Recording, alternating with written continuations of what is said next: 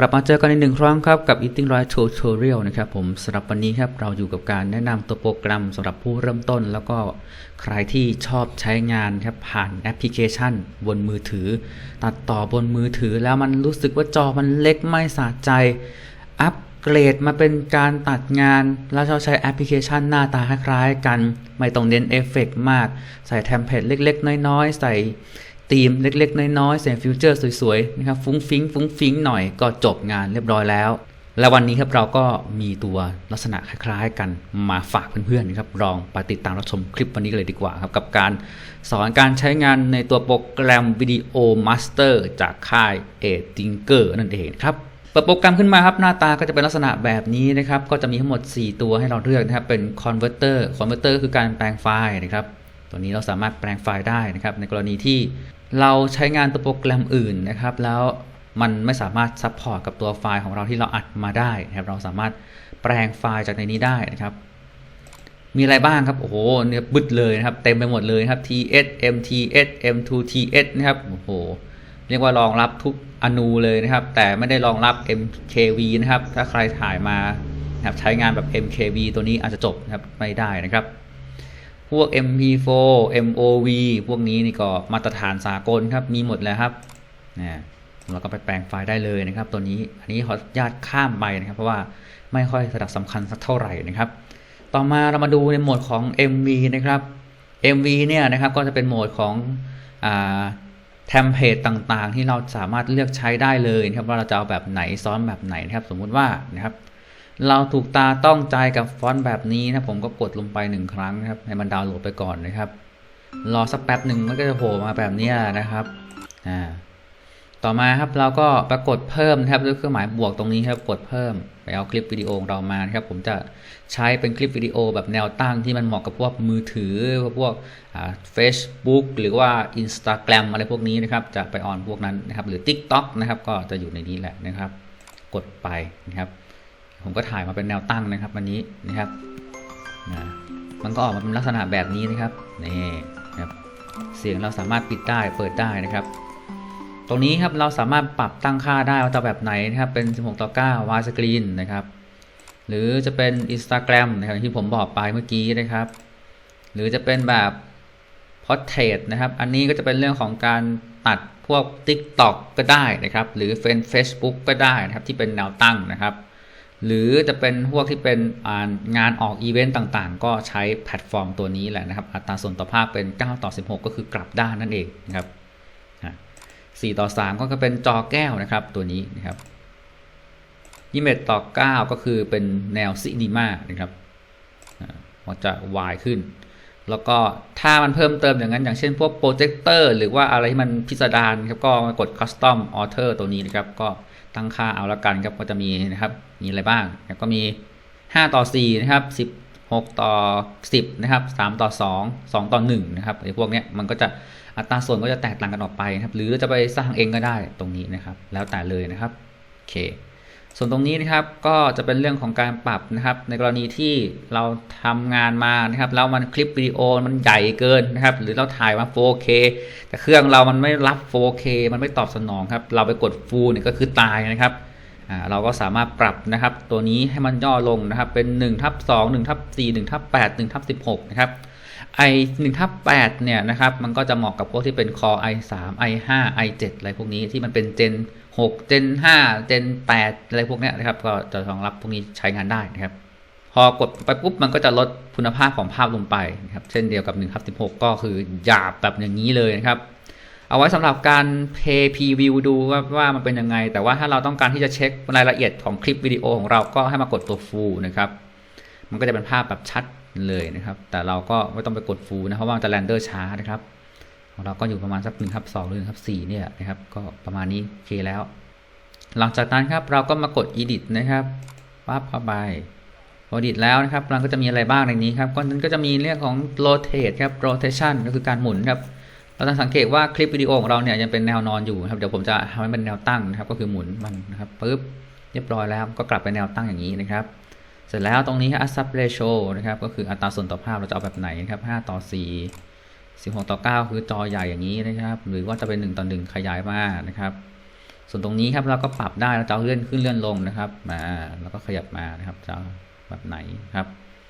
แล้วแต่เราเลยครับตรงนี้นะครับต่อมาครับ Effect and Filter มีอะไรบ้างนะครับก็ตามนี้เลยครับด้านซ้ายมือของเราครับก็จะเป็นเรื่องของการปรับสีนะครับนี่ปรับโทนสีปรับฮิ้วปรับอะไรพวกนี้นะครับไบรท์เนสก็คือความสว่างนะครับปรับความสว่างถ้ากรณีที่มันมืดตึ๊บเลยก็ปรับให้มันสว่างได้สว่างสุดก็อย่างนี้นะครับมืดสุดก็อย่างนี้นะครับก็ถือว่าใช้งานได้นะครับโอเคครับตัวนี้เป็นฟิลเตอร์นะครับนี่เรื่องสีนะครับหาแบบสเก็ตนะครับมาเป็นแบบไหนสตาร์นะครับมีแบบดวงดาวนะครับนี่เอฟเฟกต์มีเต็มครับไม่ต้องกลัวครับอันนี้เราก็กดดาวน์โหลดไปครับเราชอบแบบไหนก็จะมีพวกเลนส์แฟร์ให้ด้วยครับเนี่ยเลนส์แฟร์ฟิล์มเบิร์นอะไรพวกนี้นะครับเนี่ยประมาณนี้นะครับเนี่ยฟิล์มเบิร์นฟิล์มอะไรอย่างนี้ก็มีให้นะครับต่อมาครับ watermark ก็คือนะครับเรื่องของการใส่ตัวอักษรครับแล้วก็ใส่ตัว image ลงไปครับสมมติว่าผมต้องการที่จะทำลายน้ำตัวนี้นะครับก็ไปกดตัวนี้นะครับผมจะเพิ่มโลโก้ลงไปแทนนะครับก็ไปอยู่ในนี้นะครับอันนี้แนะนำไว้ว่านะครับภาษาไทยไม่ควรจะเป็นสระร้อยแล้วก็สระจมนะครับไม่สามารถรองรับนะครับทุกฟอนต์ภาษาไทยนะครับถ้าเป็นคำทั่วไปธรรมดาเนี่ยนะครับที่ไม่มีสระร้อยสระจมสามารถพิมพ์ได้เลยภาษาไทยครับแต่ถ้าในกรณีที่มีสระแล้วก็วรรณยุกต์อยู่ด้วยกันนะครับเรียบร้อยโรงเรียนไทยนะครับไม่สามารถใช้งานได้นะครับแล้วก็ไปเอาโลโก้มานะครับนี่โลโก้เรามาเรียบร้อยแล้วนะครับแล้วก็ย่อมันอยู่ตรงไหนสักที่หนึ่งครับนี่โอเคนะครับจางครับทำให้มันเฟดจางๆหน่อยเพราะมันคือลายน้ำครับตัวนี้นะครับอันนี้เราก็ใส่ข้อความได้ครับผมจะใส่ข้อความภาษาไทยกันดอกบอลนะครับ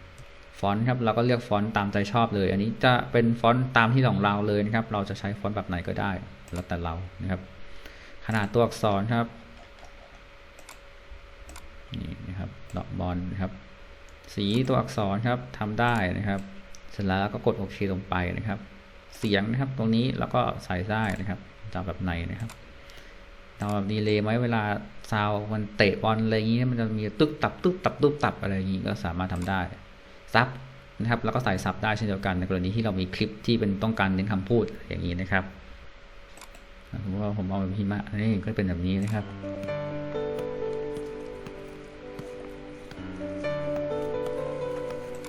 โอเคครับเสร็จแล้วนะครับกด Export ได้เลยนะครับนี่ถ้าเราต้องการที่จะ Export ก็กดไปเลยนะครับกด Export นะครับมีอะไรบ้างตรงนี้ก็เปลี่ยนชื่อไฟล์ได้นะครับนี่เราก็เปลี่ยนชื่อนะครับไฟล์นะครับก็มี MOV MP4 นะครับ AVI MKV ก็ลงก็สามารถ Export ได้นะครับตัวนี้นะครับแล้วก็รวมถึงไฟล์คลิปนะครับของเราเป็น MP4 ธรรมดาครับอัตราการกระพริบภาพต่อ1วินาทีนะครับก็ปรับเป็น60 fps นะครับ resolution ตรงนี้เราก็ปรับเป็น Full HD หรือว่าแล้วแต่เราเลยนะครับสูงสุดตรงนี้อยู่ที่ 2K นะครับออก 2K ได้ด้วยนะครับแล้วก็เป็น Full HD ไป High Quality ไปเลยนะครับประมาณนี้นะครับ Export ออกที่ไหนนะครับก็ Export ออกไปในตัวของอันนี้เลยก็ได้นะครับได้ E แล้วก็ตัวนี้เลยนะครับ Select ไปนะครับก็เรียกว่านะครับทำออกมาเนี่ยค่อนข้างดีแล้วก็ใช้งานได้ง่ายครับคล่องนะครับเพียงแค่ว่าข้อเสียของมันก็คือไม่สามารถนะครับเพิ่มภาษาไทยได้ในบางตัวนะครับฟอนต์บางฟอนต์อาจจะใช้ไม่ได้นะครับแล้วก็ที่เป็นสระรอแล้วก็สระจมไม่รองรับนะครับโอเคเดี๋ยวเราลองเช็คดูดีกว่าว่าเป็นยังไงบ้างนะครับไม่ติดลายน้ำครับแล้วก็ออกมาดูหล่อเลยครับนี่แบบนี้เลยนะครับก็ถือว่าใช้งานได้นะครับโอเคผ่านนะครับต่อมาครับเราก็มาดูในเรื่องของ correct กันบ้างครับ correct ก็คือการแยกนะครับการเพิ่มนะครับมันจะมีให้เรากดนะครับว่าเราจะแบบไหนบ้างนะครับเนี่ย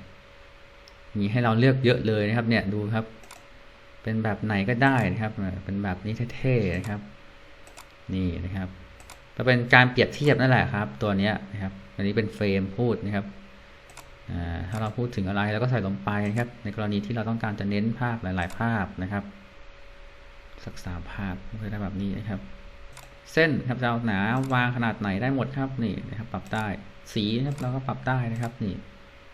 ครับอันนี้เป็นลายนะครับนี่ลายก็มีแพทเทิร์นก็มีนะครับโอ้โหเป็นไง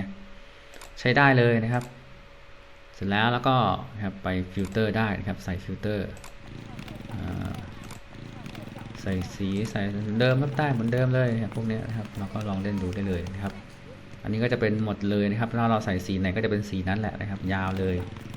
แบบนี้นะครับนี่นะครับเสียงครับเราก็สามารถเพิ่มแบ็กกราวด์ได้นะครับตรงนี้นะครับก็ Export ไปเหมือนเดิมครับสำหรับโหมดการ Export ก็เหมือนเดิมครับตัวนี้ก็คือเปลี่ยนชื่อนะครับก็เปลี่ยนชื่อให้เรียบร้อยนะครับเลือก format ได้เลยครับจะเอาแบบไหนอันนี้นามสกุลของเราก็เป็น MP4 เหมือนเดิมครับตัวนี้เราปรับเป็น60เพื่อความลื่นของคลิปวิดีโอนะครับอันนี้เราก็ปรับเป็นตัวนี้สูงสุดคือ 4K เลยครับสามารถรองรับได้ด้วยนะครับถ้าใครต้องการที่จะออกเป็น 4K ก็ออกไปเลยนะครับ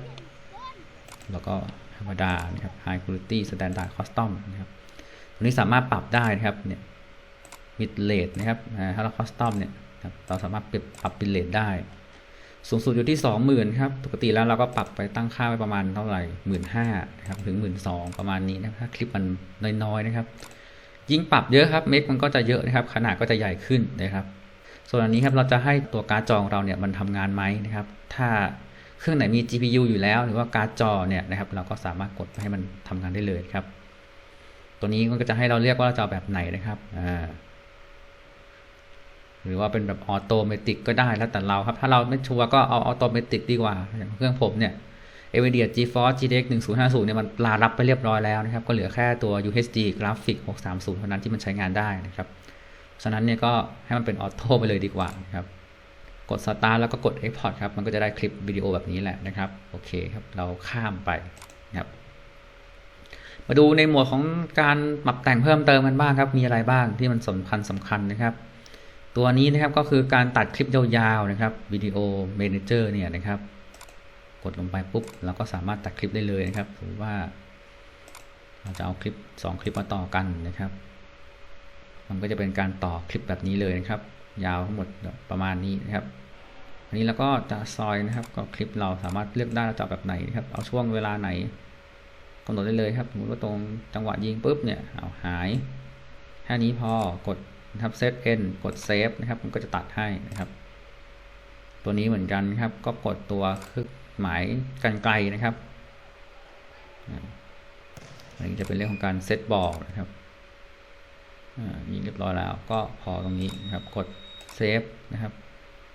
อันนี้แล้วก็ปรับนะครับตัวเฟรมเรทให้เป็น60 fps นะครับencode เป็น H264 ถูกแล้วนะครับอย่าใช้เป็นตัว MP4 ตัวนี้ครับเพราะว่าถ้าใช้แล้วเนี่ยคุณภาพจะต่ำมากนะครับ Bit Rate เราก็ปรับให้มันใหญ่หน่อยครับประมาณสัก 15,000 นะครับกิโลบิตต่อวินาทีนะครับโอเคกดโอเคหมดเลยเปลี่ยนแปลงครับกด Edit ไปถ้าเราต้องการที่จะเพิ่มเติมครับมีฟิลเตอร์เพิ่มมาใส่สีไหมใส่การพวกนี้นะครับดรอปได้นะครับเอาแสงไฟนะครับปรับนะครับความสว่างของภาพนะครับคอนทราสต์สีความสว่างกดโอเคลงไปก็จะได้ลักษณะแบบนี้มานะครับเช่นเดียวกับการปรับโลโก้ก็เหมือนกับที่เราทำเมื่อกี้นะครับเทอร์มาร์กนะครับเราสามารถเพิ่มโลโก้ได้นะครับวางไว้ตรงนี้ก็ได้ปรับให้มันจางๆหน่อยเพราะว่ามันคือโลโก้นะครับมันคือลายน้ำนะครับประมาณนี้กดโอเคลงไปปุ๊บมันก็จะได้ลักษณะแบบนี้มานะครับเสร็จแล้วเราก็พอแล้วนะครับกด Export ได้เลยนะครับเรียบร้อยแล้วนะครับกดดูไปนะครับจะเป็นการต่อแบบนี้นะครับ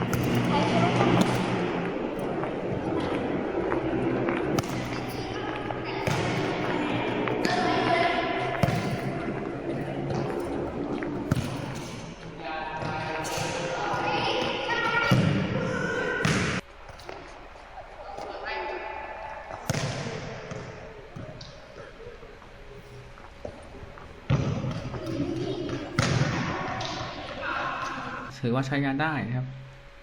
ต่อไปครับก็เป็นการเร่งสปีดภาพนะครับนี่เราต้องการที่จะสปีดภาพก็ใช้อันนี้ได้เลยนะครับสมมติว่าเป็นภาพนี้แล้วกันครับจะเอาเป็นแบบไหนครับ อันนี้คือซูเปอร์สโลว์นะครับโคตรซูเปอร์สโลว์เลยนะครับอันเนี้ยนะครับไม่ใช่สโลว์ธรรมดาครับ 0.125x นะครับสโลว์มากๆนะครับในแล้วเนี่ยเขาก็จะปรับไปประมาณ 0.5x นะครับถ้าสปีดครับก็ 8x ก็คือจรวดเลยครับนี่ครับ 2x ก็เร็วแล้วครับเนี่ยเร็วแล้วนะครับ 2x นี่นะครับโอ้หมดสดลูกนี้โอเคประมาณนี้นะครับแล้วก็กดออกไปได้เลยนะครับต่อไปอันนี้คือเรื่องของสีนะครับปรับสีโดยอัตโนมัตินะครับนี่เราเอาให้หมดเลยครับอันนี้คือกันสั่นนะครับมีตัวกันสั่นด้วยนะครับแล้วก็กดตัวนี้ครับเรียกว่าเอาให้หมดเลยนะครับทั้งความละเอียดของคุณภาพนะครับทั้งการลบภาพนะครับลบน้อยในของภาพการปรับแสงนะครับแล้วก็การสั่นเราลองเช็คดูนะครับนี่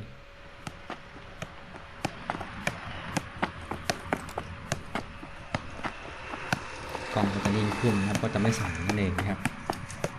สีก็จะสดขึ้นนะครับประมาณนี้นะครับก็จบลงเพียงเท่านี้กับการใช้งานตัวโปรแกรมนะครับ Video Master จากค่าย Tinker นั่นเองนะครับก็ใช้งานได้หลากหลายนะครับเหมาะกับพวกที่ต้องการจะตัดคลิปวิดีโอสั้นๆครับลงในแบบคลิป YouTube Reel หรือว่า Facebook Reel นะครับแล้วก็ลงสตอรี่ต่างๆนะครับตัวนี้เหมาะมากเลยนะครับสำหรับวันนี้ครับก็ต้องขอจากลาท่านผู้ชมทุกท่านครับแต่เพียงเท่านี้ครับมาสำหรับคราวหน้าแล้วกันครับสำหรับวันนี้สวัสดีครับ